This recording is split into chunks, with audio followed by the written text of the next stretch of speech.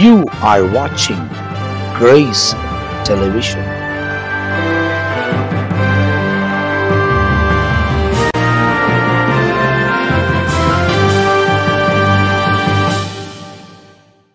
ஆண்டவரும் அருமை இரட்சகருமாயிருக்கிற இயேசு கிறிஸ்துவின் நாமத்தில் உங்கள் யாவருக்கும் அன்பின் வாழ்த்துக்கள். இந்த நல்ல காலை நேரத்தில் மறுபடியுமாய் இன்னொரு எபிசோடில் இயேசுவோடு பேசும் நிகழ்ச்சியில் சந்திப்பதில் மிகுந்த மகிழ்ச்சியாக இருக்கிறேன். ஆண்டவராகிய தேவன் நம்மை தொடர்ந்து ஆசீர்வதிக்கிறவர். கர்த்தர் நல்லவர், அவர் கிருபை என்றென்றும் உள்ளது, அவருடைய இரக்கங்கள் தலைமுறைக்கு உள்ளது என்பதாக கர்த்தருடைய வசனத்தில் நம்ம வாசிக்கிறோம். பிரியமான தேவன் ஜனமே, இந்த நாளிலே ஆண்டவராகிய தேவன் உங்களை ஆசீர்வதித்து உயர்த்தி நடத்துகிற தேவனாக இருக்கிறார். ஆண்டுடைய வசனத்தில் நம்ம வாசிக்கிறோம், கர்த்தர் மன்னிக்கிறவர் என்று சொல்லி வேதத்தில் வாசிக்கிறோம். The Lord is a God, one who forgives us. தேவன் நம்மை மன்னிக்கிற தேவன். இன்னைக்கு இதுதான் மனுஷருக்கு மத்தியில் ரொம்ப கஷ்டம். மன்னிப்பு என்பது ரொம்ப கஷ்டமான ஒரு காரியம். ஏன், நான் ஜென்மம் எடுத்தாலும் மன்னிக்க மாட்டேன், இம்மையில் மறுமையில் நான் மன்னிக்க மாட்டேன் அப்படிலாம் சொல்லி என்ன பண்ணுவாங்க ஜனங்க, சில காரியங்களை தெரிவிப்பாங்க. இன்னைக்கு தேவன் நம்மை மன்னிக்கிறவர். ஏழ்மையான கோலத்தில் இந்த உலகத்தில் என்ன பண்ணார், அவதரித்தார். இன்னைக்கு அவதரித்து ஆண்டவராகிய தேவன் இந்த பூமியில் 33 வருஷம் வாழ்ந்து தன்னையே கொடுத்து அர்ப்பணம் பண்ணி இந்த உலகத்தின் பாவத்திற்காக, உலகத்தின் அக்கிரமத்திற்காக, உலகத்தில் வாழ்கிற ஜனங்களுடைய மீட்புக்காக தன்னையே பலியாக ஒப்பு கொடுத்தவர் இயேசு கிறிஸ்து. அந்த இயேசு சுவாமி நம்ம மன்னிக்கிறவர் என்று சொல்லப்படுகிறது வசனம். ஆகினால மனுஷன் பாருங்க, ஒருத்தர் என்ன பண்ணுறதில்ல, மன்னிக்கிறது கிடையாது. நான் ஏன் அவளை மன்னிக்கணும், நான் ஏன் அவனை மன்னிக்கணும், அவன் என் வீட்டுக்கு வர வேண்டிய அவசியம் கிடையாது, நான் அவன் வீட்டுக்கு போக வேண்டிய அவசியம் கிடையாது. அப்படியெல்லாம் என்ன பண்ணாங்க, வாயின் வார்த்தைகளாக சில காரியங்களை ஜனங்க மன்னிப்பு இல்லாதபடிக்கு தெரிவித்துக் கொள்வாங்க. கடின இருதயத்தில் நான் செத்தாலும் அவன் வீட்டுக்கு போக மாட்டேன், அவளை என் வீட்டுக்கு வரக்கூடாது, அப்படிலாம் வார்த்தைகளை என்ன பண்ணிக்குவாங்க, விட்டு செல்லுவாங்க, வார்த்தைகளை பகிர்ந்து கொள்வாங்க. மனுஷர்களுடைய இயல்பு. ஆனால் தெய்வம் பாருங்க மன்னிக்கிறவர் என்று சொல்லி வேதத்தில் வாசிக்கிறோம்.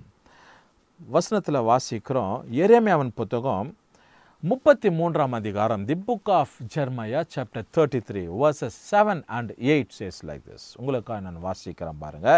எரேமியா 33 அதிகாரம் 7வது வசனம் 8வது வசனத்தில் வாசிக்கிறோம். நான் பூமியின் சிறையிருப்பையும் இஸ்ரவேலின் சிறையிருப்பையும் திருப்பி முன்னே இருந்தது போல அவர்களை கட்டுவித்து, அவர்களை எனக்கு விரோதமாய் குற்றம் செய்த அவர்களுடைய எல்லா அக்கிரமங்களையும் அவர்களை நீங்களாக்கி சுத்திகரித்து, அவர்கள் எனக்கு விரோதமாய் குற்றம் செய்த, எனக்கு விரோதமாய் துரோகம் பண்ணின அவர்களுடைய எல்லா அக்கிரமங்களையும் மன்னிப்பேன்.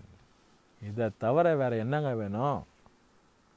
கர்த்தரே நம்ம மன்னிக்கிற தேவன், ஆண்டவரே நம்ம மன்னிக்கிறவர். அதனால அவர் மன்னிக்கிறவர் என்று சொல்லி தொடர்ந்து நம்ம பாவத்தை செய்து கொண்டு இருக்கக்கூடாது, அக்கிரமத்தை செய்து கொண்டு இருக்கக்கூடாது, துரோகத்தை செய்து கொண்டு இருக்கக்கூடாது, அநியாயம் செய்து கொண்டு இருக்கக்கூடாது. அவர் மன்னிக்கிறவர் என்று சொல்லி தொடர்ந்து பாவ வழியில நாம் ஈடுபட்டு கொண்டு இருக்கக்கூடாது. அதற்கு மாறாக மனம் திரும்புதலுக்கேற்ற ஒரு காரியத்தை செயல்படணும். மனம் திரும்புதல், அதுக்கு பிற்பாடு தேவனோடு கூட இணைந்து வாழ்கிற ஒரு வாழ்க்கை, ஆண்டவரை சார்ந்து இருக்கிற வாழ்க்கை. இப்படிப்பட்ட காரியங்களை தேவன் நமக்கே அவர் வச்சிருக்கிறார், நமக்கே அவர் கொடுக்கிறவராக இருக்கிறார். தேவனுடைய தயவு நம்ம எல்லாவற்றையும் பாதுகாத்து நடத்தும். அவர் மன்னிக்கிற சுபாவம் உடையவர். அவர் சிறையிருப்பை திருப்பி முன்னிருந்தது போலவே அவர்களுடைய கட்டுவித்து, அவர்களை எனக்கு விரோதமாய் குற்றம் செய்த அவர்களுடைய எல்லா அக்கிரமங்களையும் அவர்கள் நீங்களாக்கி சுத்திகரித்து, அவருடைய எல்லா விரோதமான குற்றம் செய்த, எனக்கு விரோதமாய் துரோகம் பண்ணின அவர்களுடைய எல்லா அக்கிரமங்களையும் மன்னிப்பேன். தேவன் அக்கிரமங்களை மன்னிக்கிறவர். குற்றம் செய்த, விரோதமாய் செய்த, அக்கிரமம் செய்த, துரோகம் பண்ணின காரியங்களை ஆண்டவர் மன்னிக்கிறவர்ன்றா. நாம் நம்ம வீட்டில் இருக்கிறவங்க, நம்ம அயலாகத்தார், நம்ம குடும்பத்தை சார்ந்தவங்க, கணவன் மனைவியை, மனைவி கணவனை, பிள்ளைங்க பெற்றோரை, பெற்றோரும் பிள்ளைங்களை, என் குடும்பத்தை சார்ந்தவங்க, என்ன இரத்த உறவு ஆகிறதோ அக்கம் பக்கம் இருக்கிறவங்க, உறவினர்கள், சொந்த பந்தங்கள், இப்படிப்பட்ட ஜனங்களை நம்ம என்ன பண்ணணும்? மன்னிக்கணும் அப்படின்னு சொல்லி இயேசு சொல்லி கொடுக்கிறார். Is a forgiving God. He forgives and forgets. ஆண்டவர் மன்னித்து மறக்கிறவர். மனுஷனை போல வருஷக்கணக்காக குரோதத்தை வைத்து கொண்டிருக்கிறவர் தெய்வம் இல்லை. மனுஷன் தான் சொல்லுவான், 10 வருஷத்துக்கு முன்ன, 8 வருஷத்துக்கு முன்ன, 3 வருஷத்துக்கு முன்ன என்ன செய்தான் தெரியுமா? 5 வருஷத்துக்கு முன்ன என்ன பண்ண தெரியுமா? அவன் என் வீட்டு வாசலில் வரக்கூடாதுன்னு சொன்னான் அவனை அப்படின்னு சொல்லி விரோதத்தை, பகையை எழுப்பி கொண்டு இருப்பாங்க. இல்லை இல்லை இல்லை அருமையானவர்களே, இன்றைக்கு ஆண்டவர் நமக்கு சொல்லி கொடுக்கிறது, அக்கிரமம் செய்கிறவங்க, துரோகம் பண்ணினவங்க, விரோதமாக செய்தவங்க, குற்றம் செய்தவங்க, அநியாயம் செய்தவங்க யாராக இருக்கட்டும் அவங்கள நான் மன்னிக்கிறேன்னு சொல்லி இயேசு சொல்கிறாரு, தேவன் சொல்கிறாரு. இன்னைக்கு நாமமும் அப்படி மன்னிக்கிற சுபாவம் உடையவர்களாக இருக்க வேண்டும்.